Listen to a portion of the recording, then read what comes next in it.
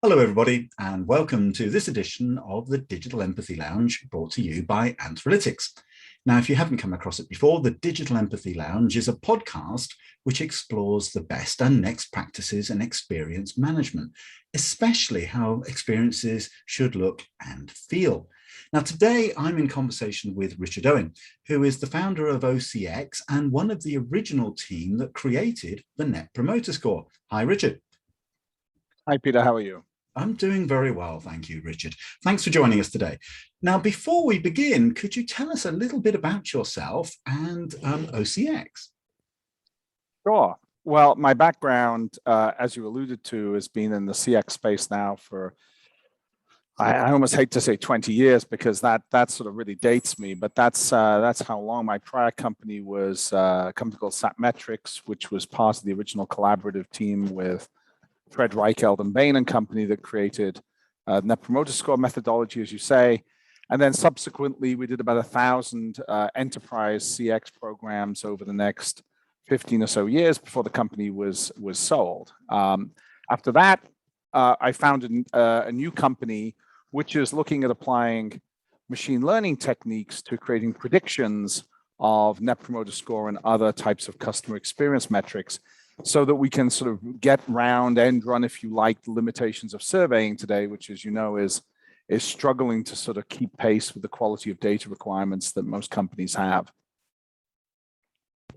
Great, thank you very much, Richard. And let's talk a little bit about that data and analytics point. So, yeah, we've seen massive increases of computing power over the last few years, Moore's law and so on. And there's also loads of data that's available to companies, particularly as many of them are moving into the online world. And so you get the digital data exhaust. But why are so many companies still working with lagging single point in time data? Isn't there something better they should be doing? Why are we still looking over our shoulder at the past? Well, I think we can break it down into 2 or 3 different types of problems that companies have, or challenges they have in becoming adept at this. But first of all, let's start with the obvious one, perhaps, which is intent. Like in any industry, you have leaders, you have laggards. We well understand this from just about every technology revolution. Electronic commerce was around since the mid-90s, and yet you still have companies that it took until the COVID epidemic before they thought, boy, maybe we need some form of digital electronic commerce. And so you've got this natural effect of leadership versus laggards. Once you look at companies that actually have a reasonable commitment, then there's a question of whether they have the necessary capabilities in-house. A lot of this comes back to the question of their existing systems infrastructures. And ironically, a brand new company that was created in the last 3 years may have a vastly superior technology infrastructure to a company that's been around for 20 years because of legacy systems that haven't been maintained or kept up with sort of contemporary standards. So that's a legitimate problem for companies to come up with. What I think a lot of businesses are struggling with, though, which I don't think is a necessary pain point, is this notion of sort of internal competency, where they're struggling to understand how they can get better results out of data sets, largely out of, I think, an approach which is a little bit dated now, almost a 1970s approach. Let's try and sort of build our own types of solutions. People don't build their own technologies anymore, haven't done since the 1980s, as I said. And so it's remarkable to me when people think they're going to hire a team of data scientists, by the way, quite a scarce resource, and they're going to start sort of doing their own experiments in-house when there are a lot of great solutions already on the marketplace. And I think that evolution is going to catch up with companies as well. So it's hard to point to one particular problem, Peter. There are new skills, new techniques, new products needed. And ultimately, that's no different than the e-commerce revolution, digital transformation. Companies are going to figure it out. They're going to get themselves organized. They're going to learn what they need to do. And some will get there a lot faster than others, no doubt.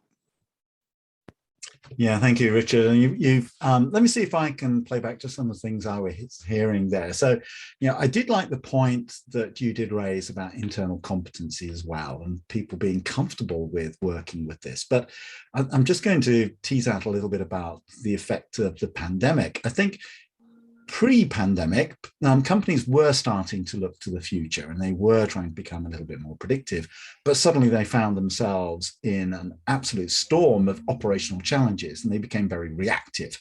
And I think that sort of embedded a little bit of that looking backwards, and, why did something happen? And very short-term views about, well, what might happen tomorrow or next week. I think that they weren't perhaps thinking, in many cases, what's going to happen next month, next year. But at the same time, they were making that transformation, and it was an uncomfortable one for many organizations. They did have to accelerate plans that they'd either mothballed for a while, or simply because of need, they had to get there in a hurry.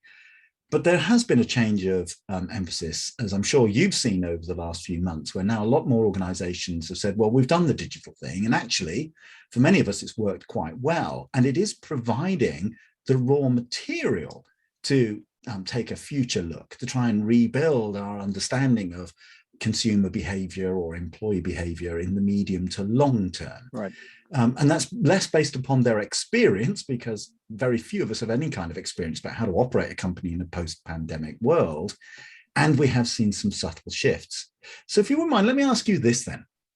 So how can a company move from that rear view reporting on what happened and why it happened into an environment where they can take insights which can be predictive and ultimately may even be prescriptive, in that it helps augment decision making based upon data and analytics and deliver business value out of it?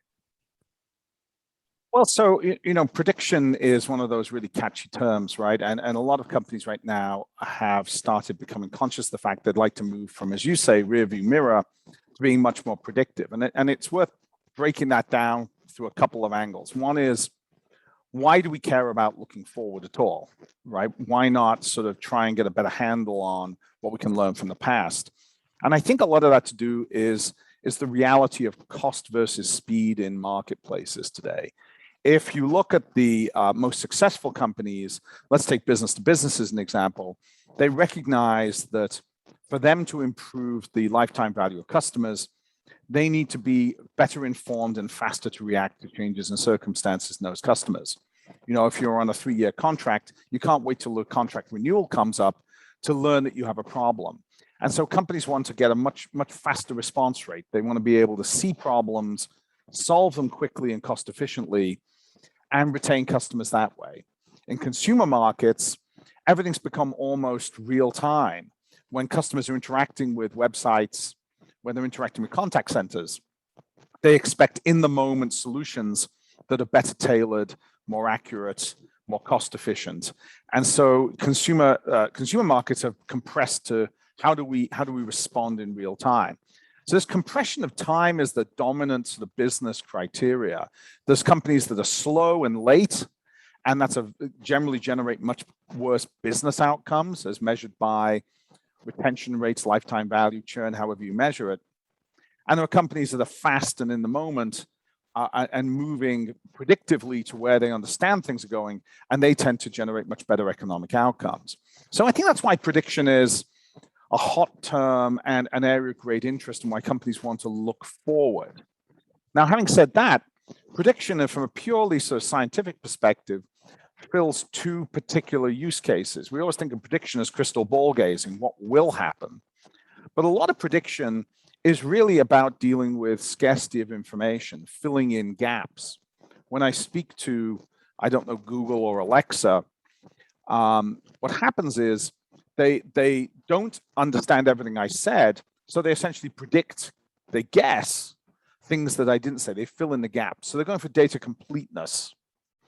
And there's tremendous value to that, because in a world where we have scarce data in an organized fashion, data completeness has value.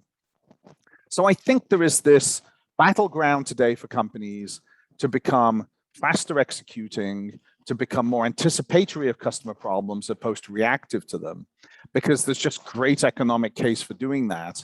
And that leads us to this idea of prediction. And I think inevitably sort of points to the different scientific techniques we can use to get further in front of things. Yeah, thank you, Richard. And again, let me just see if I can tell you what I heard from that. So firstly, I did hear your point about time, and that's very important. And I'll go back to a little bit that you mentioned earlier about adoption. And I think this is one of the important things in the digital world, and what we've seen with the high pace of change over the last few years is that you can go, the timescale from being an early adopter to a laggard has got a lot shorter. And it isn't, a case of, well, we have 3 years to wait and see, and we can be in the late majority. I think a lot of organizations are trying to get ahead of that curve and saying, well, where do we think we need to be placing bets now in order to get that predictive outcome? The other point you raised was absolutely core to, you mentioned the word intent a little earlier. And a lot of analytics about language are trying to understand, what is this conversation about? What is it that the narrator is trying to say or do? And from our point of view at Analytics, what we're interested in is, and what do they feel about that? And how does that influence them? So those are predictions, as you say, in filling in gaps in what was not explicitly stated. Right. Now, let me see if I can tease a little bit out of you about your own experience, because you've dealt with hundreds of organizations. And I'd really like to hear, perhaps you can focus on some of those business to business conversations you've been having.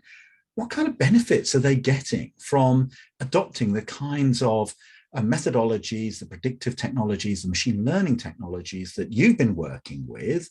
And, I'd love to hear about where there are some win cases coming out of that. So I think there are 2 or 3 areas that B2B companies have found particularly valuable when it comes to using predictive technologies.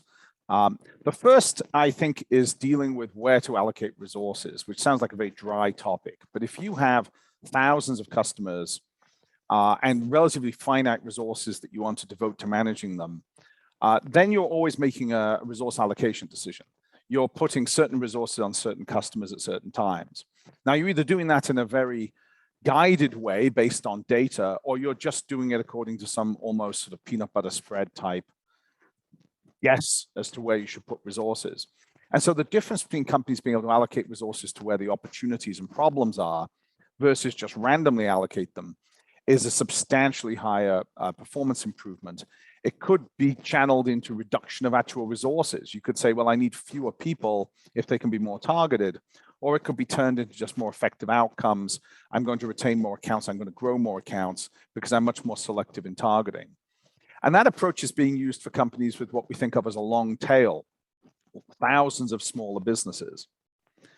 When you look at the larger accounts, you have a slightly different problem. You have a complex relationship, which is usually managed through people, and you have account assignments. And almost all the data you get is based on interpersonal anecdotes. And so you ask your teams to kind of give a scorecard. Maybe it's traffic lights. We'll rate this account green, we'll rate this account red. Well, that kind of guesswork is actually counterproductive in many instances, because if an account manager tells you an account is green, you tend not to worry about it. If they say it's red, you tend to allocate resource. The problem is they're as likely to be wrong as they are right. So in actual fact, you end up misallocating resource and effort again. And you sometimes struggle to understand the root cause reason why accounts are in the health state they're at. What is it about their operational performance that's creating a red or a green state? Now, I'm not suggesting you can read people's minds using predictive technologies. We're not quite there yet, and I hope we never get that to mind reading. But what we can do today is we can identify the elements of operations that have major bearing on the outcomes. And by doing that scientifically, we can provide sales and account-facing teams, and in fact, all teams that interact with customers, with a sort of single unified view of the account as seen through the way customers prioritize operational performance. And that data set gives companies, a much better tool to understanding how they're performing and where they should drive their accounts. So I think for B2B, which is always struggled, honestly, Peter, with CX, because the history of the CX industry is business to consumer research, and the tools never really kept up. I think today, business to business is sort of finally getting into its stride in terms of having the right kind of data and technologies and tools to start to make smarter choices. Yeah, thank you, Richard. And Yeah, I'll just add to that, if you wouldn't mind. I'll talk a little bit about the B2C thing, because I think this has been, for many organizations that I've talked to, something they're very focused on. And what they want to do is use these kinds of technologies to, for example, lower their marketing costs or increase revenues by, as you say, better targeting. And it isn't just about competence. That is actually, I think, for many people now, just the baseline. They expect you to be good at what you do. That's what they're paying for. But what they also now expect is that you understand them as people more, and you have that empathy with, this is why they're presenting, or this is what they need, beginning to anticipate that. And you're absolutely right. It has been a while, and perhaps a little complex, to move that into B2B, because realistically, many organizations, would say, well, we're wholly rational. All our business processes are designed to remove the human element, human error and choice, but they're still made up of employees. And they look to all people like they've got a scattered personality. Different parts of the decision-making engine are driven by different things. But as you pointed out, for many businesses, they're going through this evolution. So if we looked at, the behind your shoulder, that was often about explanatory analytics, what happened and why did that happen? And then you get into the world of predictive analytics. Well, what might happen if this continues, or if something changes? But I think the point that you were alluding to is actually at the very highest level of that analytical curve, which is optimization. What's the best possible outcome we can get with an allocation of resources based upon certain constraints? And it may be in things like differential offers, that some people are satisfied with a low offer and some people need a big discount, or in the way that we treat different customers according to their need. Absolutely. And in consumer markets, there's been, as you well know, Peter, I think customer experience in consumer markets has really been confused over the years with the idea of brand experience, right? There tends to be an almost obsession. I think it's because of the history of the industry with how do we measure brand? What does the brand mean to you? And so you've got really competent research functions that have gone off and looked at the brand meaning through thousands of studies and an understanding of it. And I'm not going to be here to suggest brand isn't important, but what we need to understand is the brand establishes an expectation. Execution delivers against that expectation. Customers become promoters or passives or detractors based on the execution. And so we can't obsess too much with brand, because it really is, it's a bit like a football team in the Premier League in England, spending all their time discussing the benefits of the rules instead of worrying about how they're actually going to play the game. Brand kind of establishes the rule framework. How you play the game is highly operational. And if you look at the companies that have done it incredibly well through delivering customer experience in consumer markets, and we all go to the usual companies we talk about Amazon, we talk about Apple. But what is it that characterizes these companies above all else? They are outstanding at executing millions of tasks reliably and efficiently every single day. The other factor that affects consumer markets, and I think you're alluding to this as well, is personalization, right? We're in an era where you need to know your customer. And if you're going to know your customer down to the atomic unit of one customer, then you need to be extremely effective at managing the data assets you have around customers. Now, that's also colliding with issues of privacy and issues of how much should we know about customers? Where does the line get drawn? But at the very least, customers expect services, product offerings, execution to reflect information that the business should have about them. And now we're starting to build on those data sets to become much more sophisticated so that we can give customers more about exactly what they want from us. A good example, and we've seen this through countless studies over the years, is the degree of automation we apply to solving customer problems. So the contact center industry, as you well know, because you're an expert in the field, has invested massively over the last 10 years in every possible form of automation. And everywhere from bots to, of course, routing systems, workflow automation, everything they could to automate the contact center. Now, a big driver for that, frankly, was cost reduction. We don't like to say cost reduction, we like to say customer experience improvement. That's a little disingenuous if the ultimate goal was simply to reduce cost. From a customer perspective, do they care about automation? Well, the fact is customers really love automation to the degree it solves certain types of problems for them. What you think of as friction problems. Tasks which they have to do, they just want done efficiently. They don't want to go into a phone and try to explain someone. They want to self-serve. They fully expect it to be digital. Ambiguous tasks, on the other hand, tasks that require interactions, they can't stand automation. It drives them crazy. You know, you get locked into this telephony system where somebody's constantly asking you, well, you know, I can solve this problem for you. You don't need to speak to an agent.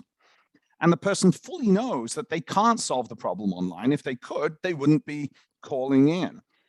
And so customers get very frustrated when we're not connecting them with the right kind of resource, the right kind of humans, the right kind of solutions for things. So automation can be very powerful and very useful, but also quite destructive for customer experience in consumer markets especially.